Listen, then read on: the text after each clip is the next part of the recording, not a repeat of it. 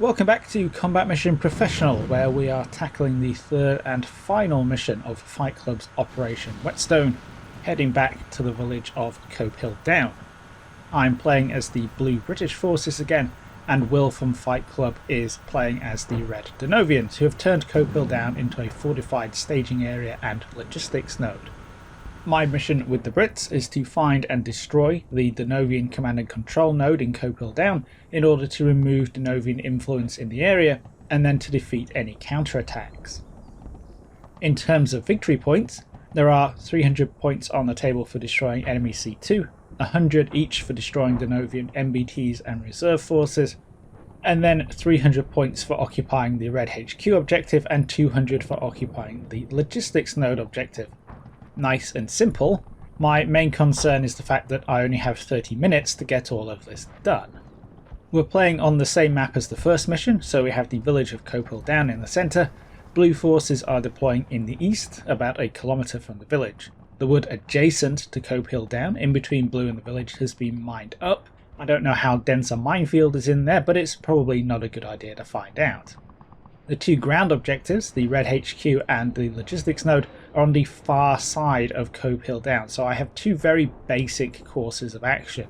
Fight through the village to get to the objectives, or bypass it as much as possible and hook in onto the objectives from the sides or rear.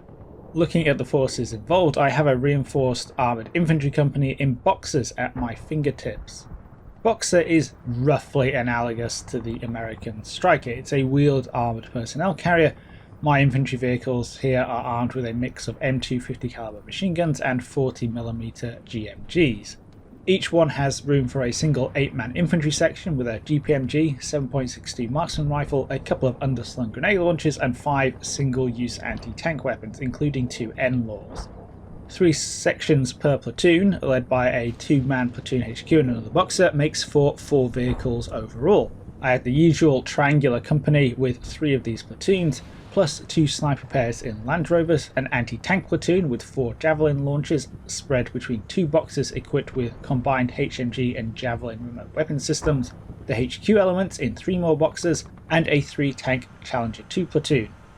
It's pretty reasonable to expect the Challengers to take on anything the Denovians can throw at them, though they are vulnerable in their flanks, and some weapons like AT-14 Cornets aren't to be written off in the frontal arc. Finally, the company is backed up by a forward observer from an AS-90 tactical group mounted in an artillery observation boxer. This FO has a good connection to the 2 AS-90 pairs I have on call. Each of these carries 96 155mm HE shells, and the FO can bring them down within 3 to 4 minutes. These supplement the company's own mortars, which are located off-map, 3 81mm mortars with 150 HE bombs between them. So I have a good amount of firepower. The briefing indicates that I can expect the Denovians to have a degraded motor rifle company backed up by a tank platoon, some other attached battalion assets including MG, grenade launcher and air defense teams, plus the HQ and logistics elements which are hanging around in Cope Hill Down.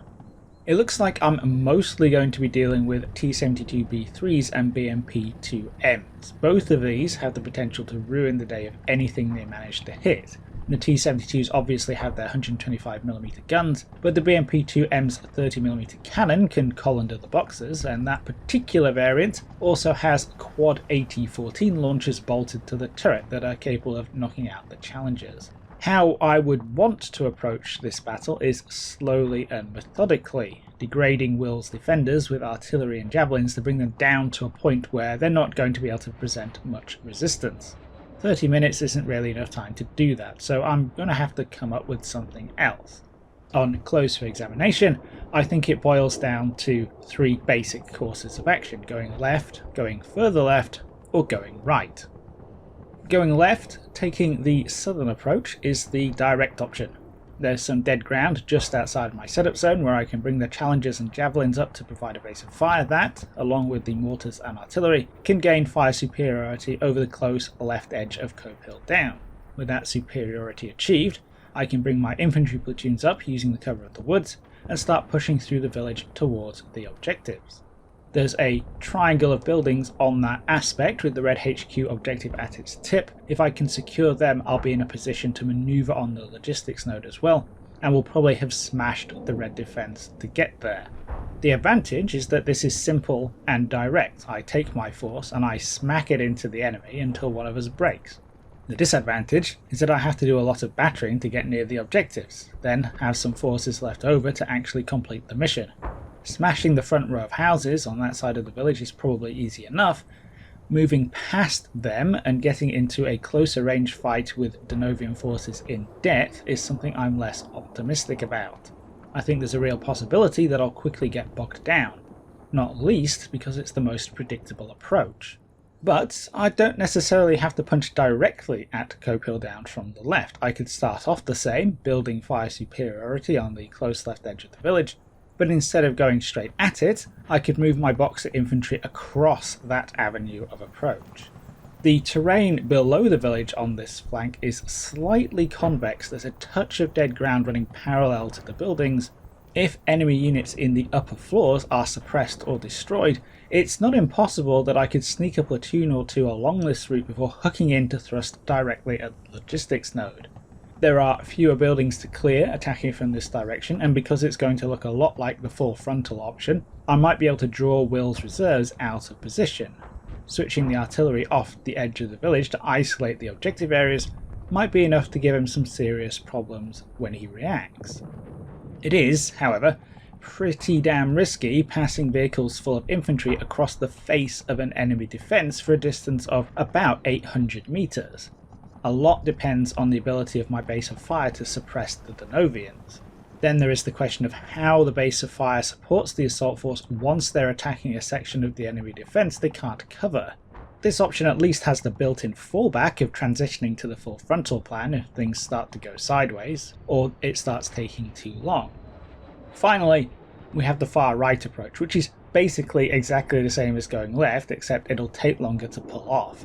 The two objectives are easier to access, being right on the edge of the village from this angle, but I think I would lose too much time getting everything into position. The assault force has a similar distance to go, but the base of fire would need to go around much further to see past the edge of the woods. There's also the issue of enemy reserves. If any enemy reinforcements appear, they seem likely to be approaching from the north or west and liable to run straight into the side of any attack I might make on the right.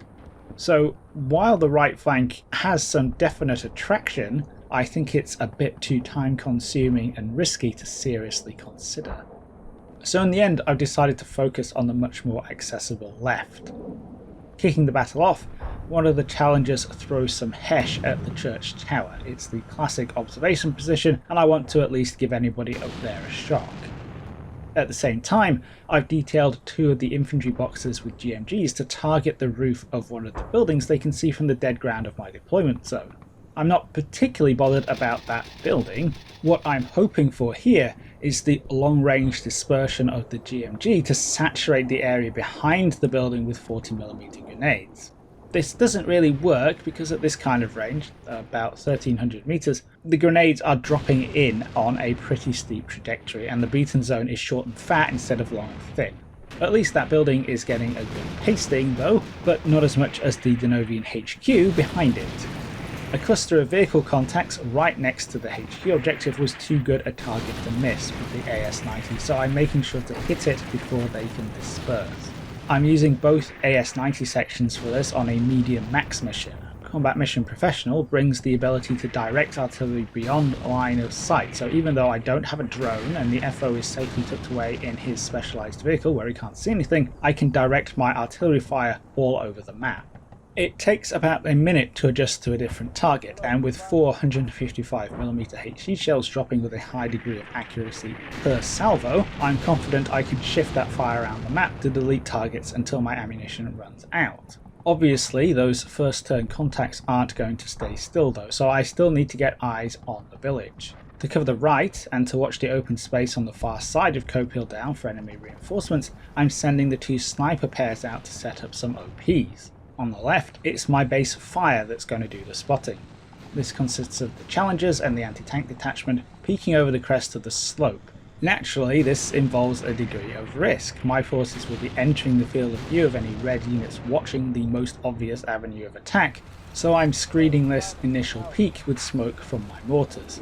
That won't help much against the most threatening Denovian assets. Artillery or mortar delivered smoke in combat mission is not multispectral and does not block line of sight for thermal images, so T-72B3s, BMP-2Ms and the more modern Russian ATGMs out there will be able to see through it, but it is going to blind other assets, and the dismounted Javelin teams with their low signature at this distance, the Boxers and the Challengers using hull down positions should be pretty safe and are all equipped with thermal images of their own. Almost straight away, the first ATGM Boxer spots a T-72B3. This is hull down, there's a small berm between it and the Boxer, and its right flank is covered by a barn. It's a pretty good position. Luckily for me, the T-72 doesn't spot the Boxer and it manages to get a Javelin away before popping smoke and reversing behind the crest out of sight. Less luckily, although the Javelin scores a direct hit, it fails to penetrate the top of the T-72's turret. Not what I was really expecting there, but one of the dismounted Javelin teams makes the spot too later in the turn and rectifies this problem. At the same time, I've edged the other Javelin armed Boxer a little bit too far forward on the left, and it's taken out by what must be another T-72. At the start of the next turn, I move one of the nearby Javelin dismounts to try and look down the offending angle and spot the culprit in return, but whatever's over in the village pops some multispectral smoke. So the first round of contact looks like it's gone slightly in my favour. I definitely have more Boxers than War has tanks, but that southern corner of Cope Hill down there, where the main road leaves, is starting to look like it might be a problem area.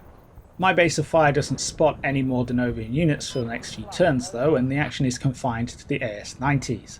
I've adjusted these off the enemy HQ area and onto a pair of pre-battle IFV contacts. Again, the 155s are very accurate and they manage to score a direct hit on something which proceeds to burn. With things looking relatively clear, or at least not immediately threatening, I take advantage of the lull and the enemy smoke to push my 3rd Infantry platoon up to the edge of the wood in their Boxers. The wood offers some defilade from my base of fire. Denovian troops or vehicles can lurk behind it and fire into the flank of any forces I send past the edge. There's even a berm there that offers hull down protection for vehicles. So before I get any closer to Cope Hill down, I want to make sure that that position is clear. That's a job for 3 section, who roll up and debus for a walk in the woods, while the rest of the platoon waits. As I move one of the Challengers up to join 3rd platoon, another one spots an enemy T-72 and gets a shot off. The T-72 is hauled down and the Finn round skims the turret roof, only just missing. There's a building between it and the Challenger advancing in the open though, so I'm not too concerned right up until the moment that that Challenger explodes. A keyholed BMP-2M has salvo fired a pair of 1814s just past the corner of the wood, and both missiles have punched straight through the Challenger's hull. The turret crew at least managed to bail out, and the BMP chases them off with some 30mm cannon fire, but I don't have a solid spot for it. As if that wasn't bad enough, the Challenger engaging the enemy tank scores a hit on the 2nd attempt, but this time the APF SDS round is defeated by the T-72B3's reactive armour package. Again, both Denovian vehicles pop smoke at the start of the next turn, and that angle is masked off again.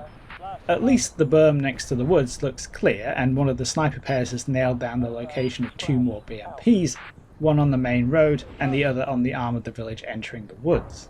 By now we're already 10 minutes into the battle, so a third of the way through. I've certainly done some damage to the Red Force, but I don't think I've degraded it to the point where I have a good chance of storming into Cope Hill down. And I need to get going because I'm expecting the assault phase to take some time. I do have a bit of an opportunity here though. The smoke popped by the T-72 and the BMP-2M on the left might be hiding them from my base of fire, but is also blinding them. In combination with the dead ground I was already planning on exploiting, I feel like I have a window here to punch 3rd platoon across the face of the village and open up a new angle onto that offending section. It's obviously risky, but with the target area currently not only obscured but getting hammered by the AS-90s, I'm probably never going to have a better chance. The idea is to quickly rush forward and deploy the infantry section so they can use their NLAWs and not trapped inside their vehicles, while the Boxers can use their heavier weapons to shut down any enemy infantry who open up from the building. It's probably not going to be pretty, but it feels like the least worst option. Staying in the boxes with the risk of tank or IFV cannon fire is a no-no. Rushing up across the face of the enemy and trying to directly storm into any buildings at this stage seems even worse. So off goes 3rd Platoon, minus the section in the woods, but with one of the challengers rushing to join them for some added firepower. They get about halfway across before the smoke starts to disperse. There's a gentle wind and it's blowing it towards me, but it's going much quicker than I anticipated. I don't want to get caught out in the open, so after only a turn of movement, I swing 3rd Platoon in, pop some smoke of my own, and get the infantry out. It's not perfect, but it'll have to do. It certainly gets a reaction. I can see Will moving BMPs around, and it looks like there's a T-72 going out wide on the left. Some Denovian infantry teams do open up on 3rd Platoon, a sniper pair up in the church tower and a HQ team on the left, only for the Boxers to hose them down with GMG fire. The BMP-2M by the woods peels out of the village to the berm, where it will be hulled down on the flank of the platoon, but the section in the woods knocks it out with a LASM to the side.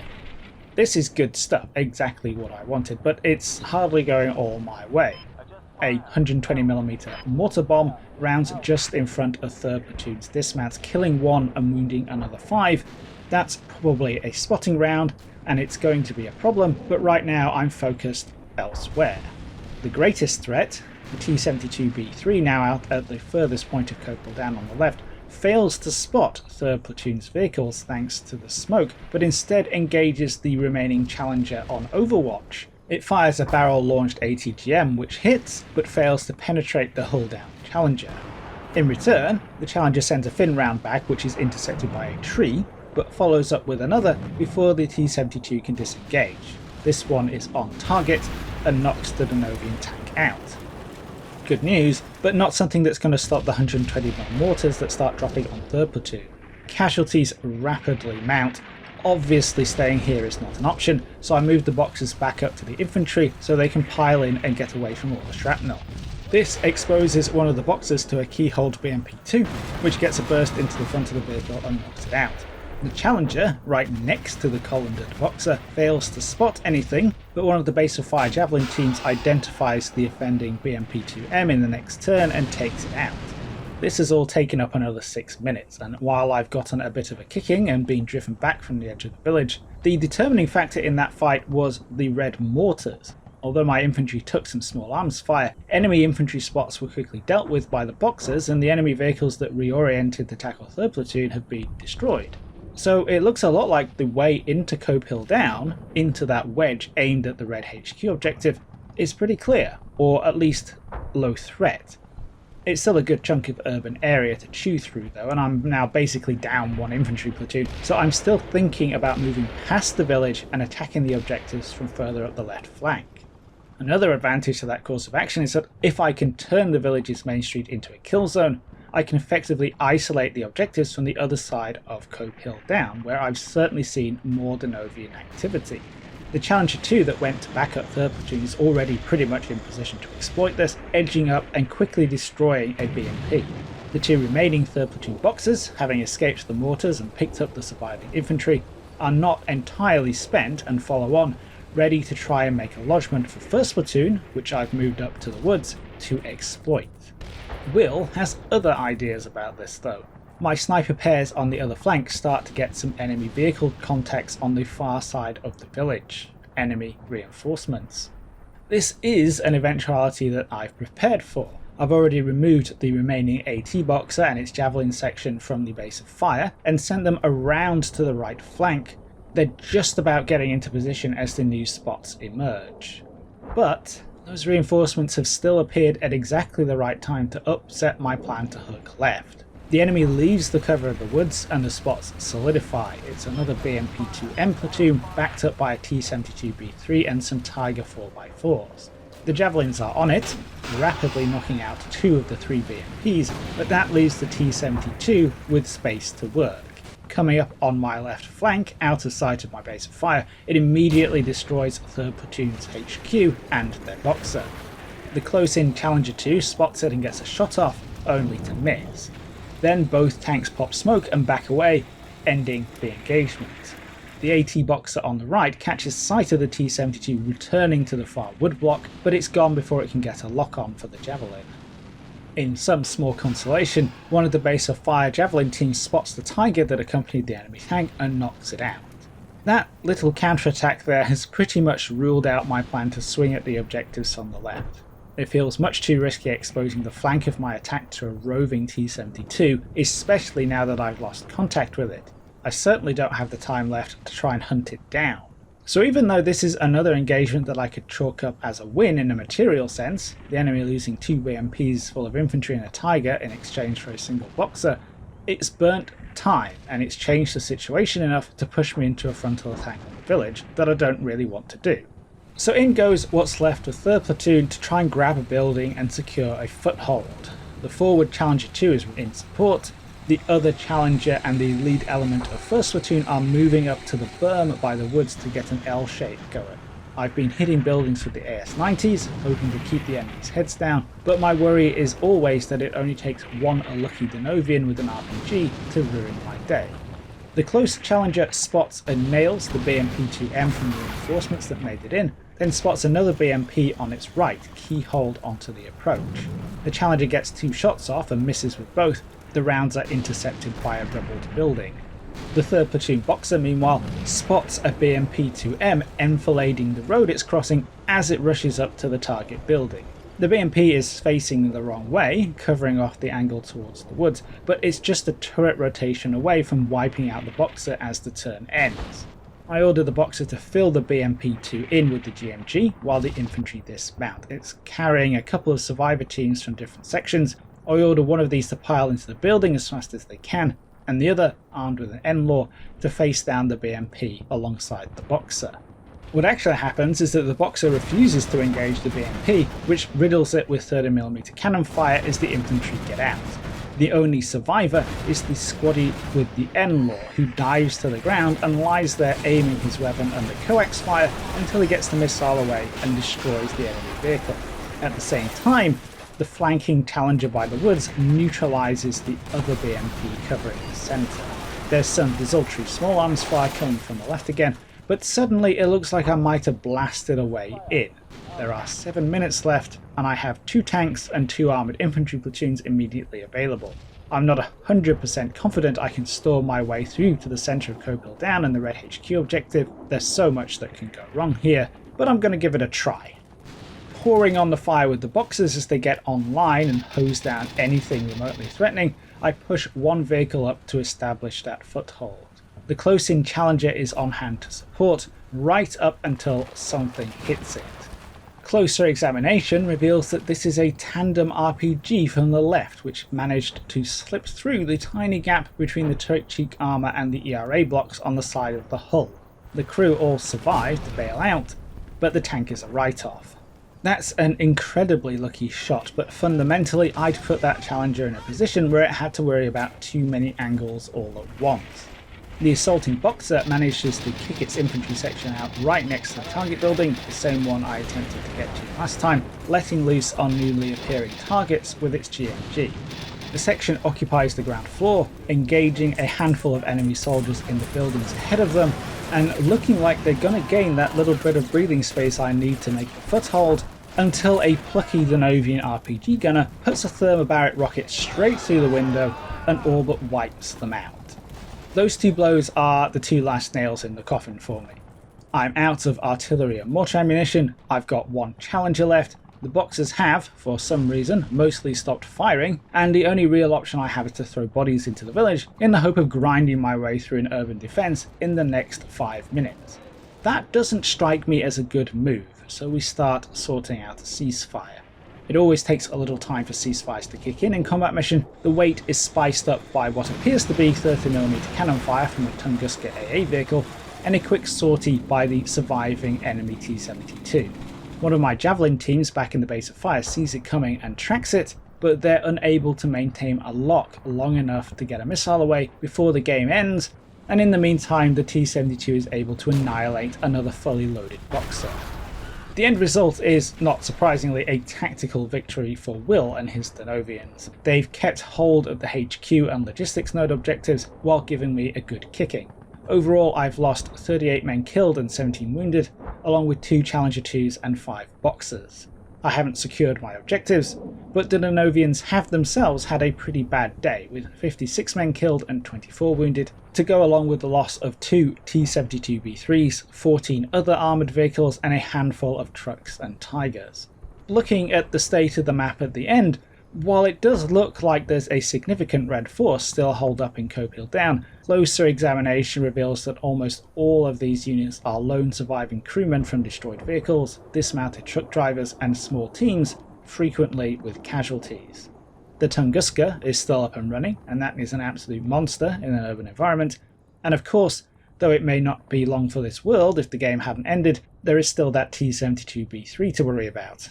So could I have finished the deal if I'd pushed more men forward? At the end of the game I had 4 full infantry sections, 8 Boxer APCs and the Challenger still up and running. On the face of things, it might be a toss-up between whether my biggest problem was casualty aversion or the clock.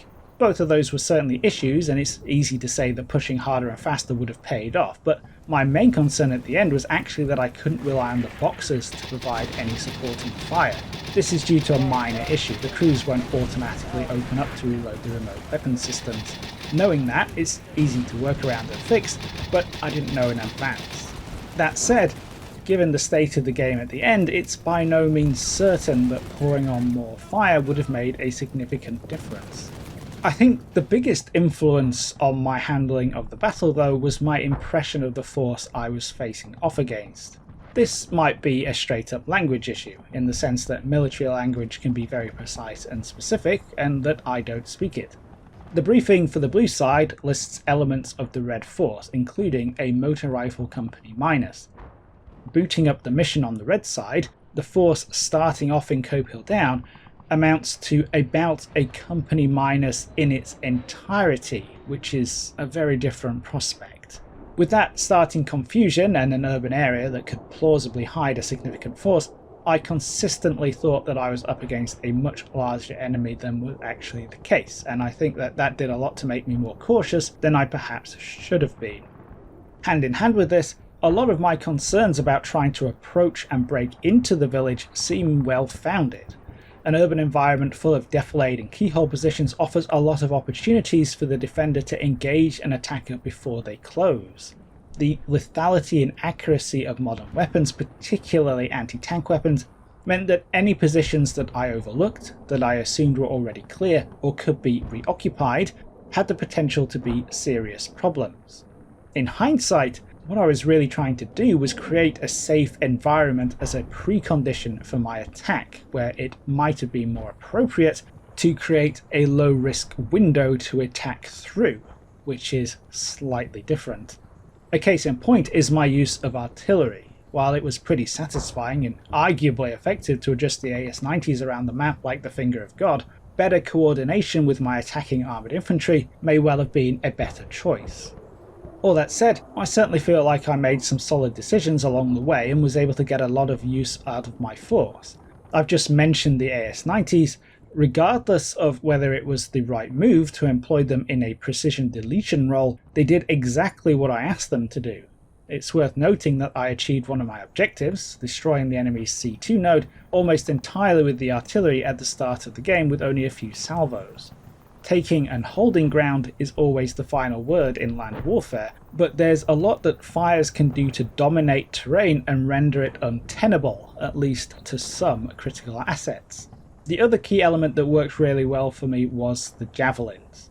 Aside from the one weird dud right at the start, all the missiles fired destroyed their targets, and the threat of javelin really restricted Red forces to the cover of Copial Down itself. Correctly guessing that I would have to deal with some kind of enemy reinforcements paid off very nicely. Although I might rather the 2 javelin teams I relocated to work the cutoff had managed to bag the reinforcing T-72, they did destroy 2/3 of a motor rifle platoon with the 2 shots that they could get off, so I can't complain. It's worth mentioning, for the sake of contrast with the last mission, that I didn't lose any Javelin team members this time around. Overall though, despite getting hammered, Will's Denovians from Task Force Hannibal have successfully defended Cope Hill down, so well done to Will, and a big thank you for taking the time to play. That is the end of Operation Whetstone, so it's goodbye to Salisbury Plain for now. Hope you all enjoyed this and found it interesting. I'll catch you in the next video.